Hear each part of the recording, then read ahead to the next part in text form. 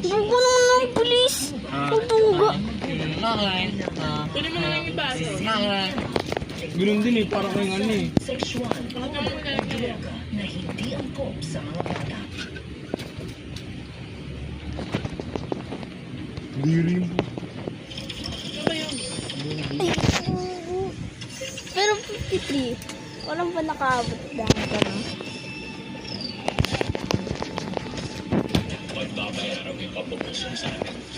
Ayan! Taas kamay!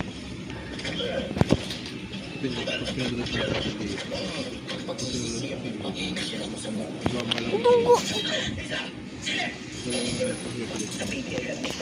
Offline pa rin ba si Hex? Ano kaya nangyari doon? Confiscated CPU. Secret niyo lahat ng gamit niya. Bakit? Kasabot na si Tito. Sa susunod, huwag ka namingay ng may buhay na may buhay. Pero basta pwede pagbintangan na lang si Hex. JJ. Dating sindikato si Hex. Tao ng grupong tumangay kay Sunshine. May backup plan ako. May kinausap akong tao at yun ang magsasabi kay Isa ng affair niyo nila Ida. You're bluffing. Hindi ko alam kung sino sa inyo ang nagsasabi ng totoo. Isipin mo na kung sumisipin sa akin. Pero hindi na ako babalik sa sindikato. Ano bang meron sa inyo, ha? Bakit paniwala ka sa lalaking yan? Ang tugo. Makaabot ako sa 100 eh.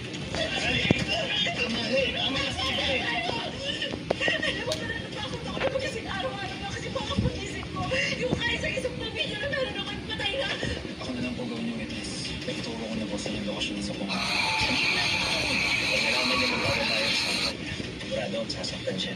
Mahal mo na nga si Jay. Okay na. Pero kasi kung nabubula naman natin lahat ng mga ebidensya na meron siya, then I don't think we have to tell Isa anything. Ano yung kala nyo na meron? Kala nyo lang wala na.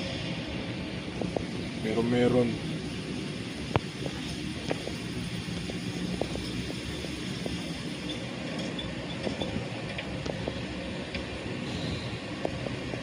Gusto ko na mag-discover ng isa. Salita na si Mark Sanchez. Magbigay ng address. Posible.